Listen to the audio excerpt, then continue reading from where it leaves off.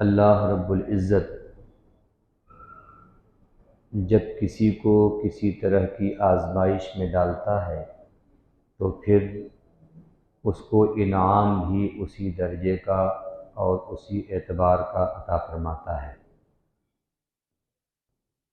جس کی آزمائشیں بلند ہوں تو پھر اس کا مقام اور مرتبہ بھی بلند کر دیا جاتا ہے، یا یوں کہہ لیں کہ جس کا مقام اور مرتبہ بہت بلند ہو تو اس کی آزمائشیں بھی بلند ہوا کرتی ہیں۔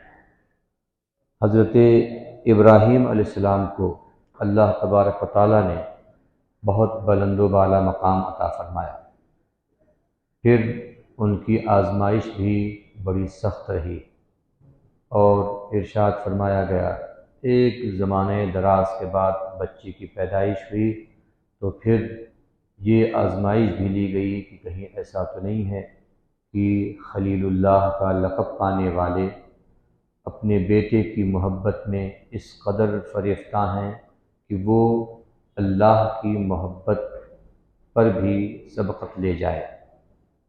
چنانچہ حکم ہوتا ہے کہ اپنے بیٹے کو اللہ کی بارگاہ میں قربان کرو، اور مسلسل یہ خواب آتا رہا۔ آخرکار سیدنا ابراہیم علیہ السلام نے اپنے بیٹے کی قربانی بھی رب تبارک و تعالیٰ کی بارگاہ میں پیش کی۔ قربانی قبول ہوئی، لیکن مرضی مولا یہ ہوئی کہ قربانی تو قبول ہو لیکن بچے کی حفاظت ہو جائے۔ چنانچہ سیدنا اسماعیل علیہ السلام کی حفاظت رہی اور آپ کی قربانی بارگاہ یزدی میں قبول ہو گئی۔ پتہ یہ چلا کہ جس کی مرتبت اور جس کا رتبہ اللہ کے نزدیک بہت بلند ہوتا ہے تو اس سے اسی درجے کی قربانی بھی طلب کی جاتی ہے اور اسی درجے کا امتحان بھی اس سے لیا جاتا ہے، اور پھر بلند مراتب بھی اسے اور مزید عطا کر دیے جاتے ہیں۔ اولو العزم رسولوں کے حوالے سے میں نے آپ کو بتایا تھا کہ 5 ایسے رسول ہیں جو اپنے وقت میں طرح طرح کی مشقتوں کو جھیلتے رہے اور آخر میں انہوں نے اللہ رب العزت کے فضل و کرم اور اس کی عطا سے جو بھی مشقت سامنے آئی اس کا سامنا کیا اور پھر اپنے آپ کو ثابت قدم بھی رکھا، تو رب تبارک و تعالیٰ نے انہیں اولو العزم رسول کا خطاب بھی عطا فرمایا، خواہ وہ موسیٰ علیہ السلام ہوں کہ عیسیٰ علیہ السلام ہوں کہ نوح علیہ السلام ہوں، ابراہیم علیہ السلام ہوں یا حضور پاک علیہ الصلوۃ والتسلیم کی ذات ہو۔ یہ تمام کے تمام نے اپنے وقت میں بڑی مشقتیں جھیلی، بڑی بڑی مصیبتوں کا سامنا کیا کہ اگر ہم اور آپ یا عام اشخاص رہیں تو ان مشقتوں کے سامنے سرنڈر ہو جائیں اور عزیمت کے مقابلے میں رخصت پر عمل کرنے کو ہی اپنے لیے حرز جاں سمجھیں اور اپنے جان کی حفاظت اسی میں مضمر سمجھیں۔ اللہ کے پیارے حبیب صلی اللہ علیہ وسلم سے بڑھ کر کس نے مشقتیں دیکھی ہوگی؟ گھر کے لوگ، خاندان کے لوگ، قبیلے کے لوگ، اطراف کے لوگ، سب کے سب دشمن ہوتے گئے، یہاں تک کہ ایک وقت وہ بھی آیا کہ وہ چچا جو اپنے بھتیجے یعنی آقا کو اپنی جان سے زیادہ عزیز رکھتے ہوں، انہوں نے بھی کہہ دیا اے میرے بھتیجے ایسا نہ کرو کہ میں مشقت میں پڑ جاؤں، اور کفار قریش کے کہنے پر حضور سے جناب ابو طالب نے کہا کہ اے میرے بھتیجے معاملہ سر سے اونچا چلا جائے گا تو مشقت میں ہم سب کے سب پڑ جائیں گے۔ میرے اور آپ کے آقا نے 2 ٹوک لفظ استعمال فرمایا اور ارشاد فرمایا اگر اس کائنات کے لوگ میرے ایک ہاتھ پر سورج رکھ دیں جس کی سخت سے سخت گرمی ہے، شدت ہے، اور دوسرے ہاتھ پر چاند بھی رکھ دیں، اگر یہ ممکن بھی ہو تو یہ محمد عربی اپنے مشن سے رکنے والے نہیں ہیں۔ ہم اللہ کے اس مشن کو آگے لے کر بڑھیں گے، جس کو جو بھی کرنا ہو میری جان کے در پہ ہونا ہے ہو جائے، لیکن میں اللہ کے اس مشن کو کبھی روک نہیں سکتا۔ آخر کار جناب ابو طالب نے بھی کہا، اے میرے بھتیجے، اگر بات ایسی ہے تو آپ اپنے مشن کو آگے بڑھائیں، میں آپ کے ساتھ ہوں۔ بہرحال حضور نے اپنے مشن کو آگے بڑھایا، اور ایک وقت وہ بھی آیا کہ لوگ اپنی حضور کی جان کے بھی دشمن ہو گئے، اور حضور نے مکے سے مدینے کا سفر کیا۔ وہ سارا واقعہ آپ کو پتہ ہے۔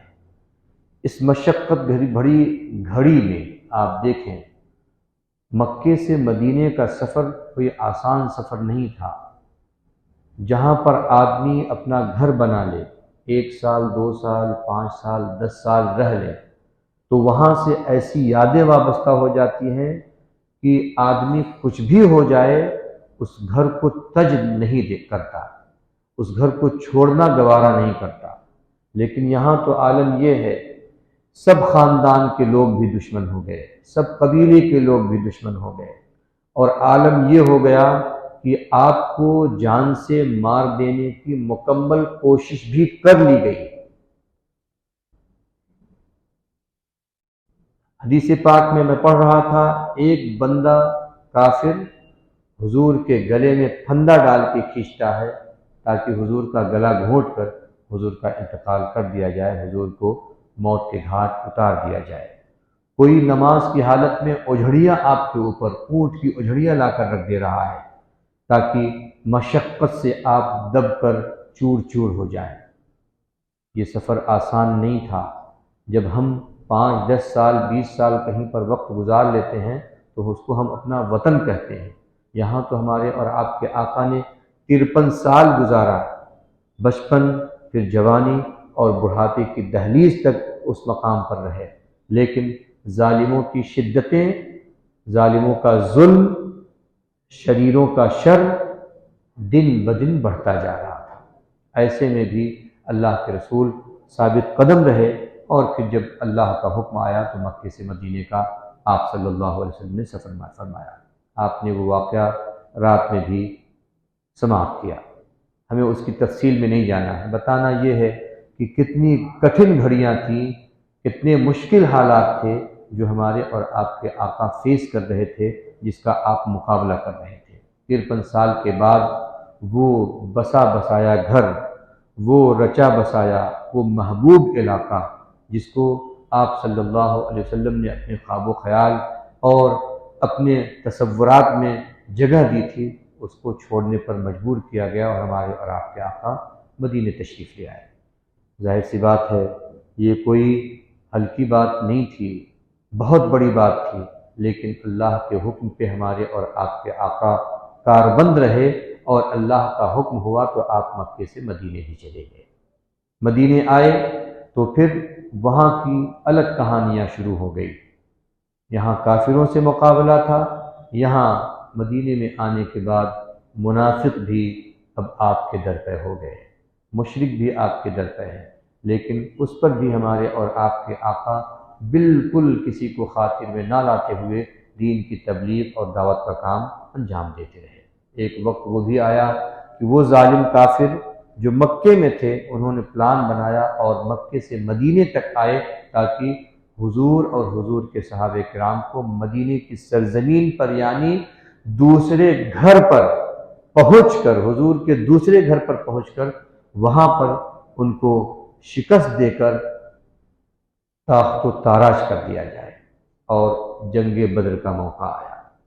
جنگ بدر میں اللہ رب العزت نے اپنے محبوب علیہ الصلوۃ والتسلیم کو وہ فتح مبین عطا فرمائی کہ اس کے بعد سے کافروں کی کمر ٹوٹ گئی، اور اسلام کا وہ سورج جب مدینے میں طلوع ہوا تو اس کی کرنیں بڑھتی گئی، بڑھتی گئی، بڑھتی گئی، اور وہ جس کی سب سے پہلی روشنی سیدنا ابوبکر صدیق پر پڑی تھی، پھر عمر فاروق اور عثمان غنی اور علی اور بہت سارے صحابہ، لاکھوں صحابہ پر اس اسلام کی کرنیں پر پڑی، اور آج عالم یہ ہے کہ دنیا کے ہر اس خطے میں جہاں پر انسان بستا ہے، بلکہ جہاں پر کوئی مخلوق بستی ہے وہاں پر مسلمان بھی اللہ کے فضل و کرم سے بستا ضرور ہے۔ یہ ہمارے اور آپ کے آقا کی قربانیوں کا ثمرہ ہے۔ اپنی جان کا نذرانہ بھی اگر پیش کرنا ہوا تو دریغ نہ کیا، جان بھی دینے کے لیے تیار رہے۔ اور آج عالم یہ ہے کہ دنیا کے تمام بڑے قائدین کو آپ پڑھ لیں، سب کی تاریخ اٹھا کر دیکھ لیں، محمد عربی جناب محمد رسول اللہ ہمارے آقا سے بڑھ کر پوری دنیا میں کسی کا کوئی بھی اتنا فالوور نہیں مل سکتا۔ آج ہم اور آپ دنیا کے سوشل میڈیا کا استعمال کرتے ہیں اور پھر بڑے تمتراک اور بڑے اپنے اندازے فکر میں کہتے ہیں کہ ہمارے اتنے فالوور ہیں، 10,000 20,000 50,000 لاکھ ہمارے فالوور ہیں، 20 لاکھ 50 لاکھ۔ لیکن کبھی آپ نے یا ہم نے غور کیا کہ وہ ذات جو سوشل میڈیا سے دور دور تک جس کا کوئی تعلق نہیں تھا، ایون سوشل میڈیا کا وہ دور ہی نہیں تھا، بغیر سوشل میڈیا کا استعمال کیے ہوئے اگر کسی کو دنیا میں سب سے زیادہ تابع ملے ہیں، فرما بردار ملے ہیں، تو میں کہتا ہوں وہ صرف اور صرف آمنہ کے لال کی ذات ہے، ہمارے اور آپ کے آقا کی ذات ہے۔ رسول پاک صلی اللہ علیہ وسلم جب جنگ بدر واقع ہو چکی اور جنگ بدر کے بعد کا جو واقعہ تھا وہ بھی بہت ہی دلچسپ تھا۔ ظاہر سی بات ہے جنگ بدر میں جان دینے اور اسلام بچانے کی بات تھی۔ 313 ہی کل جتنا کل اثاثہ تھا 313 کا تھا۔ پوری دنیا پوری کائنات میں اگر مسلمان تھے تو وہی 313 تھے۔ یہی 313 پوری پونجی تھی حضور کی جو حضور نے اپنے رب کے بارگاہ میں مانگا تھا، اور یہی 313 حضور کی محبت میں نکلے تھے اور اسلام کے ساتھ اسلامی جذبہ لے کر کافروں کے ساتھ جنگ پر آمادہ ہوئے تھے۔ حضور نے فرمایا بھی تھا کہ اگر کسی کو لگتا ہے کہ اس کی جان چلی جائے گی تو ہم ایسا نہیں ہے کہ زبردستی کھینچ کر اس کو میدان جنگ میں لے آئیں، لیکن صحابہ کا ایثار اور صحابہ کی قربانی بھی سونے کے پانی سے لکھنے کے قابل ہے۔ انہوں نے کہا حضور ہم حضرت موسیٰ علیہ السلام کی قوم کی طرح نہیں ہیں جنہوں نے اپنے نبی حضرت موسیٰ علیہ السلام سے یہ کہہ دیا تھا اذهب انت وربك فقاتلا انا هاهنا قاعدون، کہ اے موسیٰ علیہ السلام جائے آپ لڑیں، آپ کا رب لڑے، ہم تو جا کر بیٹھ رہے ہیں۔ ہم ایسی بڑی قوم سے، ایسی جنگجو قوم سے، اتنے بڑے بڑے لوگ اور ان کی صورتیں، ان کی سیرتیں، ہم ان سے نہیں لڑ سکتے۔ صحابہ نے کہا حضور جب تک ہمارے جسم کا آخری قطرہ خون موجود ہے حضور ہم اپنی جان کا نذرانہ آپ کے لیے پیش کرتے رہیں گے، اور یہ کہتے رہیں گے کہ جب تک رہے گی جان یہ کہتے رہیں گے ہم اللہ کے دین پر قربان میری جان۔ اور اس طرح سے اللہ رب العزت نے ایک نہیں دو بار فرشتوں کے ذریعے سے مسلمانوں کی مدد فرمائی۔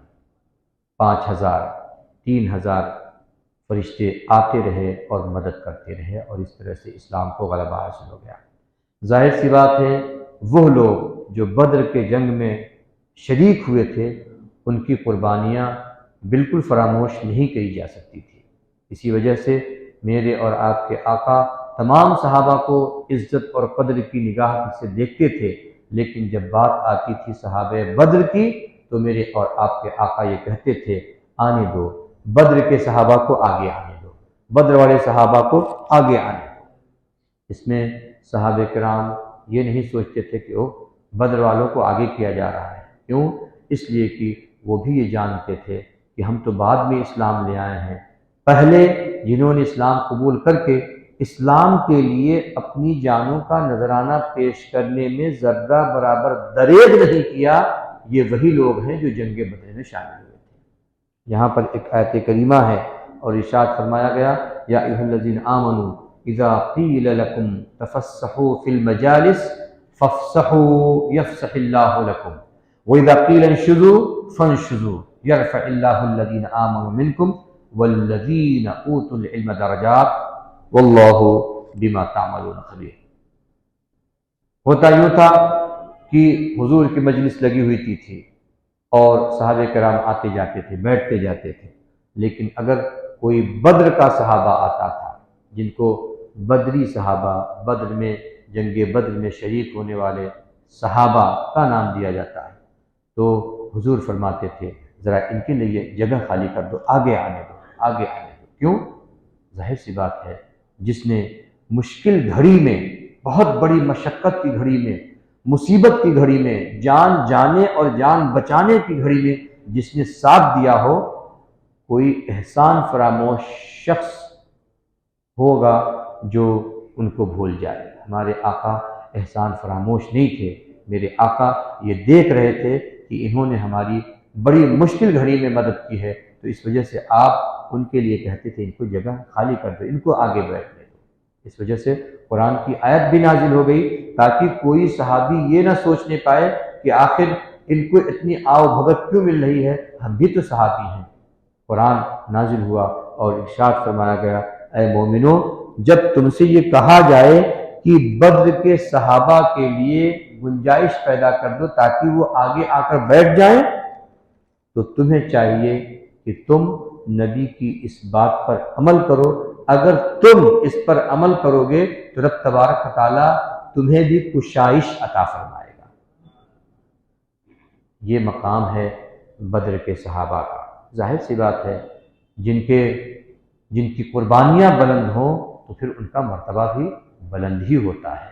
میرے اور آپ کے آقا کی قربانی، پوری کائنات کے جتنے بھی انبیاء کرام تھے، سارے انبیاء کرام کی مشقتیں، مصیبتیں ایک طرف رکھ دی جائے اور پھر ہمارے اور آپ کے آقا کی جو مشقتیں ہیں وہ ایک طرف رکھ دی جائے، تو شاید ہمارے آقا نے جو پریشانیاں جھیلی ہیں دین کی راہ میں، وہ تمام انبیاء کرام کے پریشانیوں اور مصائب سے بڑھ کر ہو جائیں گی۔ آپ سوچیں، انبیاء کرام کو مشقتیں آتی تھی تو پھر وہ اپنی قوم کے لیے بد دعا بھی کر دیتے تھے۔ حضرت نوح علیہ السلام نے بد دعا کی، قوم ہلاک ہو گئی۔ حضرت لوط علیہ السلام نے بد دعا کی، قوم ہلاک ہو گئی۔ اور اسی طرح سے حضرت موسیٰ علیہ السلام نے بد دعا کی، قوم ہلاکت میں چلی گئی۔ اور قرآن نے باقاعدہ اس کا ذکر کیا، لیکن قربان جاؤ اس رسول ہاشمی مکی مدنی کی ذات پر کہ ظلم سہتے رہے، بربریت کا مقابلہ کرتے رہے۔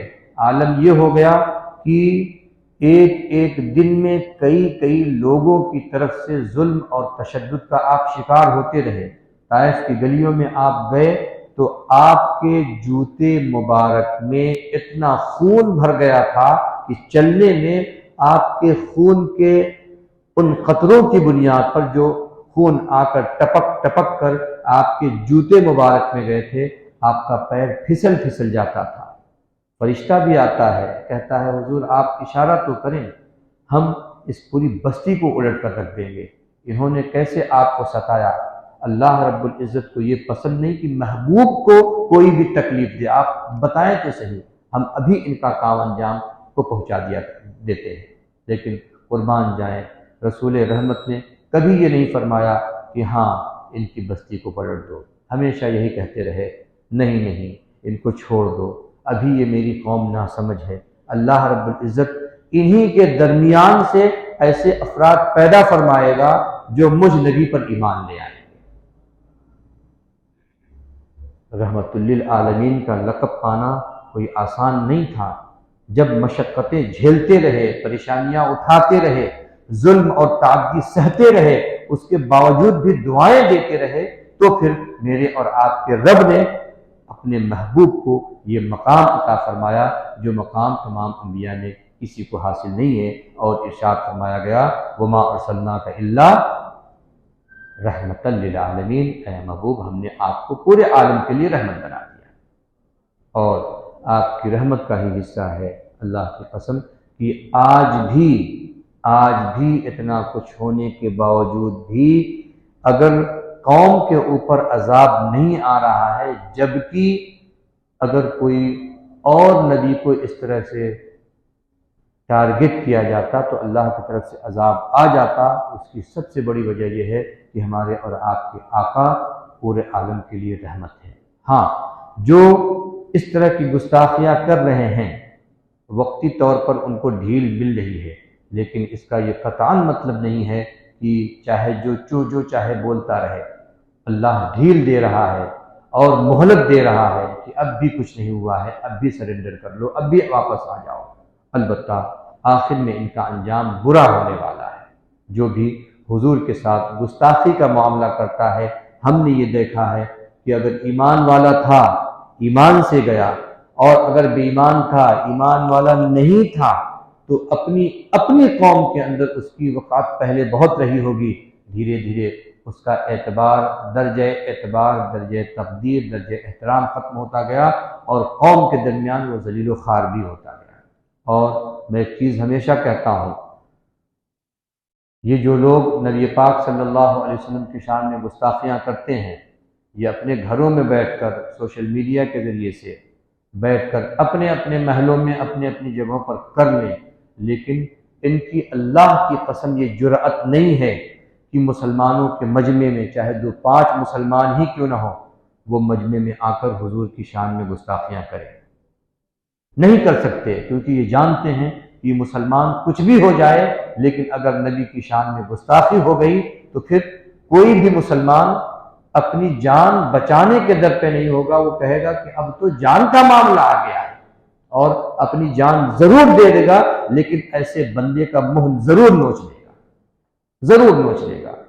اور ہم اللہ کا شکر ہے کہ حضور کی تعریفیں جب کرتے ہیں تو ہم چاہے اپنے گھر میں ہو تب بھی وہی تعریفیں کرتے ہیں، ان کے مجلس میں جائے تب بھی وہی تعریفیں کرتے ہیں، بلکہ چاہے جہاں ہم جائیں جب حضور کی تعریف کا معاملہ آتا ہے تو ہم ہر میدان میں، ہر مجال میں، ہر جگہ پر حضور کی تعریف کے نغمے گاتے ہیں۔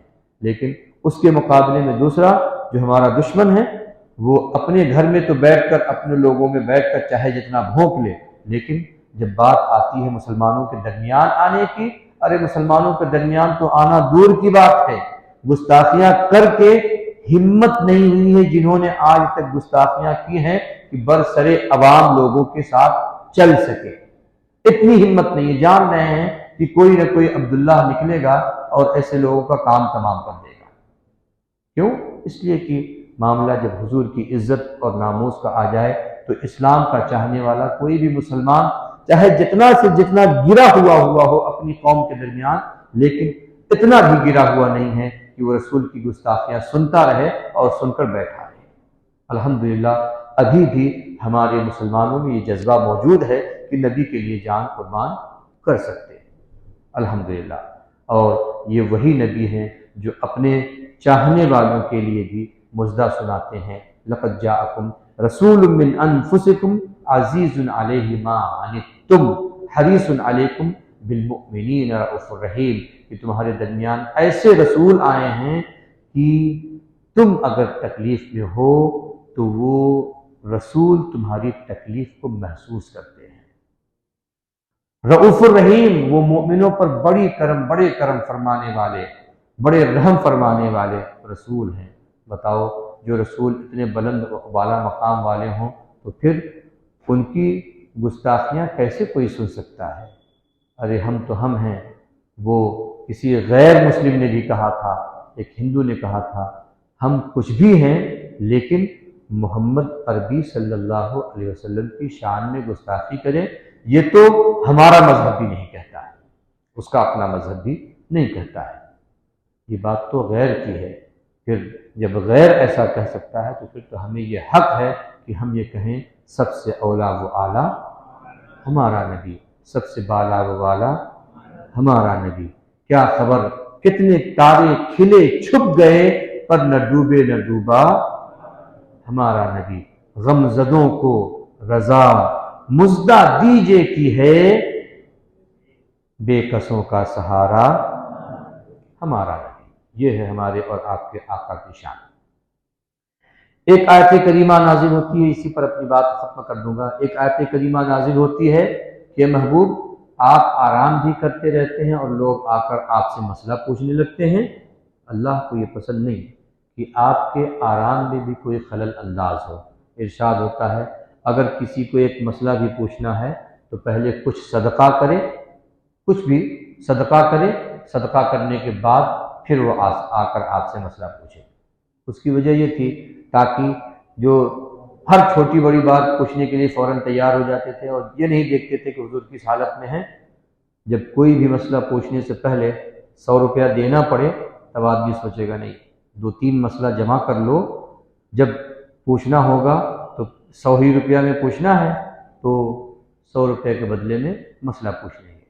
تو اللہ نے یہ حکم دیا تھا کہ پہلے صدقہ کرو، اور یہ حکم بہت محدود وقت کے لیے رہا، اور صرف حضرت علی رضی اللہ تعالی عنہ کی ذات تھی، وہ آئے اور دیکھا ٹھیک ہے صدقہ کر کے ہی اللہ کی راہ میں اگر مسئلہ پوچھنا ہے تو کوئی بات نہیں ہے، دین کا مسئلہ ہے۔ انہوں نے صدقہ کیا، حضور کی بارگاہ میں آئے، مسئلہ پوچھا، اور مسئلہ پوچھ کر اپنے دل کو مطمئن کیا۔ اس کے فوراً بعد ہی اللہ رب العزت نے مسلمانوں پہ کرم فرمایا، اے مسلمانوں چلو یہ صدقے والی بات ختم کر دیتے ہیں۔ اب آپ سوچیں، آپ کسی ڈاکٹر کے پاس جائیں، آپ کسی لائر کے پاس جائیں، وکیل کے پاس جائیں، آپ کسی اچھے جانکار کے پاس جائیں، آپ کسی بروکر کے پاس جائیں، آپ کسی دنیا دار کے پاس جائیں، کسی کے پاس جائیں، اگر وہ آپ کا کام کرنے جا رہا ہے تو وہ اپنی کہیں نہ کہیں سے قیمت نکال لیتا ہے۔ ڈاکٹر کا تو کھلا مسئلہ ہے کہ فیس کے نام پر 200، 500، 1000 روپیہ۔ لائر ہے تو آپ کا کام کریں گے پہلے ہی لکھوا لے گا کہ ہم آپ کا کام کریں گے اور کام کے بدلے میں 15,000 روپیہ آپ کا لیں گے، اور ہم جیتیں گے نہیں جیتیں گے اس کی 100% گارنٹی نہیں ہے۔ ہاں کوشش ہماری پوری ہوگی، آپ کو جتائیں گے، لیکن چاہے جیتیں چاہے ہاریں یہ 15,000 روپیہ آپ کو دینا ہے۔ اسی طرح سے بروکر ہے، اسی طرح سے کوئی اور دنیا دار ہے، لیکن آپ قربان جائیں جب دنیا داروں کے پاس ہم جاتے ہیں تو جب تک پیسہ نہ دیں ان کی زبان نہیں کھلتی ہے، لیکن کرم ہے میرے مولا کا، کرم ہے میرے رب کا کہ دینداری کے معاملے میں ایسا نہیں ہے۔ ہمارے دین کے جو علماء ہیں، دین کے جو جانکار ہیں، ان کے پاس آپ جائیں، کوئی پیسہ خرچ کرنے کی ضرورت نہیں ہے، بس ان کا وقت ہونا چاہیے، آپ کسی بھی وقت پہنچ جائیں اور حضرت اس سلسلے میں قرآن اور حدیث کا حکم کیا ہے بتا دیں۔ نہ تو کوئی عالم آپ سے کبھی یہ کہے گا کہ پہلے 100 روپیہ دو یا پہلے ہماری قیمت دو اس کے بعد پھر مسئلہ معلوم کرو، نہیں، وہ یہ چاہتا ہے کہ اس کو قیمت ملے گی، ضرور ملے گی، لیکن قیمت ہمیشہ پیسے کی صورت میں نہیں ہوتی ہے، قیمت بہت دفعہ دعا کی صورت میں بھی ہوتی ہے، قیمت بہت دفعہ اللہ رب العزت سے عطا کی صورت میں بھی ہوتی ہے۔ اور کیا پتہ ادھر آپ نے مسئلہ پوچھا، دل سے دعا نکلی اور ادھر عالم کا کام پورا ہو گیا۔ دیکھیں یہ فرق ہے دنیا کی تعلیم میں اور دین کی تعلیم میں۔ دنیا کی تعلیم حاصل کرنے والا جب پیسہ خرچ کرتا ہے تو پھر اس کے نکالنے کے بھی 100 بہانے نکال لیتا ہے۔ آپ اسکول میں جائیں، یہ ایڈمیشن فیس ہے، تو یہ فلاں کی فیس ہے، تو یہ ڈریس کی فیس ہے، تو یہ فلاں کی فیس ہے، تو یہ آئی ڈی کارڈ کی فیس ہے، تو یہ اس کی فیس ہے، تو یہ اس کی فیس ہے۔ مطلب پہلی مرتبہ آپ جب جائیں گے اپنے بچے کو تو چاروں ناچار 20-25 ہزار آپ فیس کے نام پر دے کے آئیں گے، لیکن قربان جائیں وہیں آپ دین کے معاملے میں جائیں تو زیادہ سے زیادہ یہ ہو سکتا ہے کہ ایڈمیشن کے فارم کے لیے 150 روپیہ یا 200-500 روپیہ آپ سے لے لیا جائے۔ اس کے بعد کا مرحلہ یہ ہے کہ اگر آپ کی حیثیت نہیں ہے تو پھر مدرسے والے یا دینی ادارے والے یہ بھی نہیں کہتے کہ آپ کو ہر مہینے بالجبر 1000، 2000، 5000 دینا پڑے گا، نہیں، کچھ بھی نہیں۔ تو دین اور دنیا میں یہی فرق ہے۔ آپ سوچیں دینی ادارے کوئی ان کا فائنینشیل بیک گراؤنڈ نہیں ہوتا ہے کہ لاکھوں لاکھ ان کی کوئی کمائی ہو، لیکن اس کے باوجود بھی زمانے رسول سے آج تک چلے آ رہے ہیں اور چلتے جا رہے ہیں۔ کیوں؟ اس لیے کہ جس کام میں خلوص ہو اللہ اس میں برکتیں بھی ڈال دیتا ہے، اس وجہ سے یہ چل رہے ہیں۔ تو یہ بھی نہ سوچا جائے کہ مدارس بند کر دیے جائیں گے، دین کے کام بند ہو جائیں گے، نہیں، یہ اللہ کا کام ہے اور اللہ کو پتہ ہے کہ اس کام کو چلانا کیسے۔ بہرحال بتانا یہ ہے کہ اللہ رب العزت اپنے حبیب کا صدقہ دیتا ہے، اور دین کے معاملے میں انسان کسی بھی طرح کی کوئی جھجھک نہ رکھے، پریشان نہ ہو، اس وجہ سے دینی معاملات کو آسان کر دیا گیا۔ تمہیں کچھ پوچھنا ہے، ٹھیک ہے، کسی عالم سے پوچھ لو، کسی جانکار سے پوچھ لو، اور جانکار کو یہ حکم دیا گیا کہ اگر تم نے دینی چیزوں کو چھپایا، دینی معلومات کو چھپایا، تو پھر یہ تمہارے لیے عتاب اور عذاب کا ذریعہ بن جائے گا۔ ادھر سے پوچھنے پر پش کیا جا رہا ہے، یا ایھا الذین آمنوا لا تسألوا عن اشیاء ان تبد لکم تسؤکم، ایسی چیزیں نہ پوچھو جو تمہیں بھی تکلیف دے اور پوچھے جانے والے شخص بھی کو بھی تکلیف دے۔ فاسألوا اہل الذکر، ہاں جو جانکار ہے ان سے پوچھو، ضرور پوچھتے رہو۔ اور ادھر کہا جا رہا ہے اگر تمہیں معلومات ہے تو تم بتاؤ ضرور، یہاں یہ کہا جا رہا ہے۔ اور اس کے مقابلے میں دنیا والے لوگ پوچھنے سے پہلے، پوچھے جانے سے پہلے اکاؤنٹ میں پہلے پیسہ جمع کرا لیا جاتا ہے، اس کے بعد پھر بات کی جاتی ہے۔ یہ فرق ہے دین اور دنیا میں۔ اللہ رب العزت ہم کو، آپ کو، سب کو آقا صلی اللہ تعالی علیہ وسلم پر اور آقا کی سیرت پر عمل کی توفیق نصیب فرمائے، اور حضور پاک علیہ الصلوۃ والتسلیم کے تمام کلمات طیبہ ہمارے لیے حرز جاں بنائے، ہمیں ان تماموں پر عمل کی توفیق نصیب فرمائے، اور اللہ رب العزت ہمیں قرآن پڑھنے، سیکھنے اور قرآن کے اصول پر عمل کرنے کی توفیق نصیب فرمائے۔ اللہم صلی علی سیدنا و شفیعنا و حبیبنا و بارک وسلم، صلاۃ و سلام علیک یا رسول اللہ صلی اللہ تعالی علیہ وسلم۔ ان اللہ و ملائکتہ یصلون علی النبی یا ایھا الذین آمنوا صلوا علیہ وسلموا تسلیما۔